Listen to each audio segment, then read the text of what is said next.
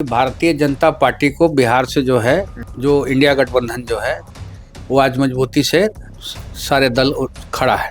BJP जो है मतलब जिसको हम लोग कहते हैं कि आरक्षण की चोरी करने वाली पार्टी, और किस तरह से बाबा भीमराव अंबेडकर साहब का संविधान को किस तरह से ख़त्म करे, किस तरह से कुचले। अब देखबे किए हैं कुछ दिन पहले देश के गृह मंत्री जो हैं खुलेआम मजाक उड़ाए लोक पवित्र मंदिर लोकसभा में। सीटों को लेकर कंफ्यूजन जो है क्लियर हो जाएगा कल। महागठबंधन में कोई कंफ्यूजन नहीं है। सबसे ज़्यादा सरदर्द तो एनडीए को है। चिराग पासवान जी को कितना सीट मिलेगा, आदरणीय मांझी जी को कितना मिलेगा, उपेंद्र कुशवाहा जी को मिलेगा, क्या पता है कि एनडीए का साथ छोड़ के कुछ दल हम लोग के साथ ही चला है। एनडीए में टूट होगी ऐसी ऐसा बात कर रहे हैं भाई सीट, वहाँ सीट कहाँ है। आदरणीय चिराग पासवान जी ने चूँ किया, ना आदरणीय जीतनराम मांझी जी ने चूँ किया, ना उपेंद्र कुशवाहा जी ने चूँ किया। आज के दिन में तो लोग ठगा महसूस कर रहा है ना। इन लोगों का पार्टी का गाड़ी अगर पता चल जाए कि उस कार्यक्रम होने वाला है तो वैसा लोग जो वक्त बिल का जो आज के दिन में जो काला कानून जिसको हम कह रहे हैं, वो लोग लाइट बुता देते हैं कि पता नहीं चले कि लोग आया हुआ है, मिलना नहीं चाहते हैं। दो दीवार हिंदू और मुसलमान के बीच में खींचा जा रहा है देश में। ये सब थोड़ी ना चलने वाला है। करें कि एनडीए में टूट होगी, एनडीए में आपसी सहमति नहीं है, सीट वहाँ पे सम्मानजनक नहीं मिलेगा। महागठबंधन के अंदर भी आपसी सहमति नहीं दिख पा रही है। आपकी पार्टी का दावा है 60 सीट, आरजेडी बड़ा भाई की भूमिका निभाएगी, कांग्रेस पार्टी कह रही है कि कोई कॉम्प्रोमाइज इस बार नहीं करने वाले हैं। बीजेपी को अगर भगाना है तो सबको सेक्रीफाइस करना पड़ेगा। तो उम्मीद किनसे है? चिराग जी आ रहे हैं, मांझी जी आ रहे हैं, कुशवाहा जी आ रहे हैं, कौन आ रहा है? देखते जाइए ना, अभी 1-1.5 महीना 2 महीना चुनाव थोड़ा नजदीक आने दीजिए ना। एनडीए में जबरदस्त भगदड़ मचेगी। मन तो 3 सीट में आदरणीय मांझी जी लड़ेंगे, उपेंद्र कुशवाहा जी 2 सीट में लड़ेंगे और चिराग पासवान जी 9 सीट में लड़ेंगे। तो जनता मालिक है, जनता मान चुकी है आदरणीय तेजस्वी प्रसाद यादव जी को, आदरणीय नेता विरोधी दल और हमारे आदरणीय नेता सनोपमला मुकेश सहनी जी को इस राज्य के उप मुख्यमंत्री के रूप में की राजनीति में एक नया लकीर खींचेगा। जगह है सम्मानजनक चिराग पासवान के लिए, सीटें हैं। आप ये बताइए चिराग पासवान जी कैसे वहाँ पे सपोर्ट किए हुए हैं, किस तरह से, क्या उनका दिमाग में क्या चल रहा है, या कोई काला जादू कर दिया है भारतीय जनता पार्टी बीजेपी, जो अंबेडकर बाबा भीमराव अंबेडकर के बाद दूसरा हम लोग दिवंगत रामविलास पासवान जी को हम लोग छोटा अंबेडकर मानते हैं। उनका फोटो, उनका पुतला फेंक दिया घर के बाहर। झूठे मूठे का हनुमान बन के घूम रहे हैं। कैसे फर्स्ट होगा बताइए ना। हिंदू मुसलमान का बीच में दीवार खींचने से फर्स्ट हो जाएगा बिहार। आरजेडी कांग्रेस के बाद अब महागठबंधन इंडिया गठबंधन की बैठक वीआईपी के दफ्तर में होगी। कल बैठक है और चर्चाएं खूब हो रही है कि भाई 2 बैठक हुई, तीसरी बैठक में हो सकता है कि महागठबंधन के तमाम जो नेता हैं वो कोई बड़ा निर्णय ले ले। कल की बैठक को लेकर क्या उम्मीद किया जाए कि कुछ बड़ा होगा बैठक में, कुछ क्लियर होगा गठबंधन के अंदर? देखिए, बड़ा छोटा वाली बात नहीं है। बात है कि भारतीय जनता पार्टी को बिहार से जो है कैसे हम लोग भगाएंगे। उसका जो इंडिया गठबंधन जो है वो आज मजबूती से सारे दल खड़ा है।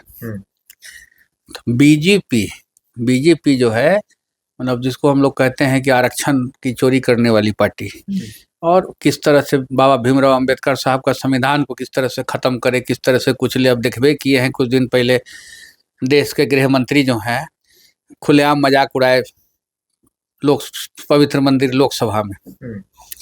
तो हम कल बैठक है हम लोग का। कल उम्मीद किया जाए, क्योंकि सीटों को लेकर कांग्रेस भी चाहती है कि जल्द से जल्द फैसला हो जाए। आपकी पार्टी, आपके नेता ने कई बार कहा कि भाई इतने सीटों पर हम चुनाव लड़ेंगे। सीटों को लेकर कंफ्यूजन जो है क्लियर हो जाएगा कल। महागठबंधन में कोई कंफ्यूजन नहीं है।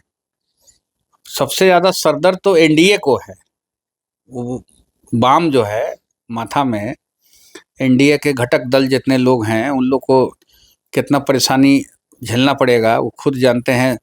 चिराग पासवान जी को कितना सीट मिलेगा, आदरणीय मांझी जी को कितना मिलेगा, उपेंद्र कुशवाहा जी को मिलेगा, क्या पता है कि एनडीए का साथ छोड़ के कुछ दल हम लोग के साथ ही चला है 1-2 महीना के बाद। एनडीए में टूट होगी ऐसी ऐसा बात कर रहे हैं भाई सीट, वहाँ सीट कहाँ है। आप बताइए ना, सीट कहाँ से, कितना सीट में लड़ेगा, क्या लड़ेगा, क्या। आप ये बताइए, आज जो वक्त बिल जो हम लोग का पास हुआ देश में, वो उस दिन का तो काला दिन के रूप में हम लोग भी, हमारी पार्टी भी मनाती है। ना आदरणीय चिराग पासवान जी ने चूं किया, ना आदरणीय जीतनराम मांझी जी ने चूं किया, ना उपेंद्र कुशवाहा जी ने चूं किया। आज के दिन में तो लोग ठगा महसूस कर रहा है ना। आज अल्पसंख्यक समाज जो है, मुसलमान समाज कुर्सी नहीं देता है बैठने के लिए। इन लोगों का पार्टी का गाड़ी अगर पता चल जाए कि उस कार्यक्रम होने वाला है, तो वैसा लोग जो वक्फ बिल का, जो आज के दिन में जो काला कानून जिसको हम कह रहे हैं, वो लोग लाइट बुता देते हैं कि पता नहीं चले कि लोग आया हुआ है, मिलना नहीं चाहते हैं। अब स्थिति देख लीजिए क्या स्थिति है। स्थिति किस तरह से दो दीवार हिंदू और मुसलमान के बीच में खींचा जा रहा है देश में। तो ये सब थोड़ी ना चलने वाला है। हिंदू मुस्लिम सिख ईसाई आपस में है, भाई भाई हम लोग नारा लगाते हैं, वीआईपी नारा लगाती है हमारे आदरणीय नेता सन ऑफ मल्लाह मुकेश सैनी जी। इसको भी सर हर एक मीटिंग में बोलते हैं कि हिंदू मुस्लिम सिख ईसाई आपस में है, भाई भाई, ये नारा है। महात्मा गांधी जी का नारा है। गांधी जी और बाबा भीमराव अम्बेडकर साहब के कहने पे ना देश चल रहा है। 47 का जो आज़ादी है, तो वो आज़ादी पे ना हम लोग खुला में अच्छे से सांस ले रहे हैं। अगर आज़ादी नहीं मिला रहता तो आज इस पोजीशन में हम लोग खड़ा होके खुलेआम किसी के बारे में चर्चा कर सकते थे, बोल सकते थे। ये अधिकार था किसी को अंग्रेज शासन जब था? देवज्योति जी, एक सवाल ये भी आप कह रहे हैं कि महा एनडीए में टूट होगी, एनडीए में आपसी सहमति नहीं है, सीट वहां पे सम्मानजनक नहीं मिलेगा। महागठबंधन के अंदर भी आपसी सहमति नहीं दिख पा रही है। आपकी पार्टी का दावा है 60 सीट, आरजेडी बड़ा भाई की भूमिका निभाएगी, कांग्रेस पार्टी कह रही है कि कोई कॉम्प्रोमाइज इस बार नहीं करने वाले हैं। फिर से कह दे रहे हैं, हमारे राष्ट्रीय कार्यकारिणी के जितने सदस्य हैं, हम लोगों ने प्रस्ताव दिया हमारे आदरणीय नेता सन ऑफ मल्लाह मुकेश सैनी जी का, कि जिसकी जितनी संख्या भारी उसको मिले उतनी भाग्य, मतलब उतना मिले, सीट मिले। जो हमेशा कर्पूरी ठाकुर जी कहा करते थे। कर्पूरी ठाकुर जी का नारा से पार्टी हमारा चल रहा है ना, कर्पूरी ठाकुर जी। तो वो हम लोग का इंटरनल था, उस पर हमारे आदरणीय नेता ने भाषण दिया कि भाई हम 60 सीट पे जो है राष्ट्रीय कार्यकारिणी का हमारे पास आया, वाल्मीकि नगर में जो हुआ था। तो शेष नेतृत्व में तो बात हो ही रही है ना, 60 हो, 65 हो, 70 हो, 45 हो, 55 हो, सबके लिए तो एडजस्टमेंट करना पड़ेगा ना। बीजेपी को अगर भगाना है तो सबको सेक्रीफाइस करना पड़ेगा। हमको भी अगर हम लोग को पता चले कि समझिए कि हम लोग 70 सीट मिल गया, अब पता चले कि हमको 15 सीट छोड़ने पे कोई घटक दल ऐसा आ रहा है और हम लोग को मजबूती मिलेगा, तो हम लोग सेक्रीफाइस नहीं करेंगे। कॉम्प्रोमाइज करने के तैयार है। 75 सीट से हम लोग 60 सीट में नहीं आ जाएंगे, एकदम आ जाएंगे। अगर 60 सीट मिला समझिए, अब 5 सीट वीआईपी को देना पड़े, तो हम 55 में लड़ने के लिए भी हम लोग स्वतंत्र हैं, तैयार हैं। हमारे आदरणीय नेता सन ऑफ मल्लाह मुकेश सैनी जी कह दिया है कि बीजेपी मुक्त बिहार करना है 2025 में। भाजपा भगाओ, बिहार बचाओ।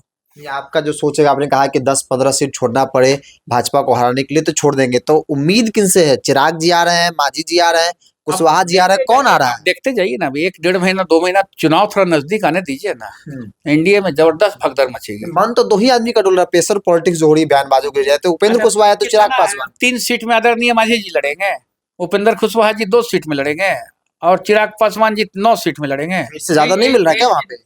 बड़े हम लोग को भी तो सुनने में आते रहता है। हम लोग भी बहुत सारे पत्रकार बंधुओं से बात कर, मित्र हैं, भाई हैं, उन लोग से भी बात करते हैं, इंटरनली बात चलता है। 9 सीट 8 सीट वो क्या लड़ेंगे वहाँ? बीजेपी कुछ घुंघरू बांध दिया है पैर में, बताइए।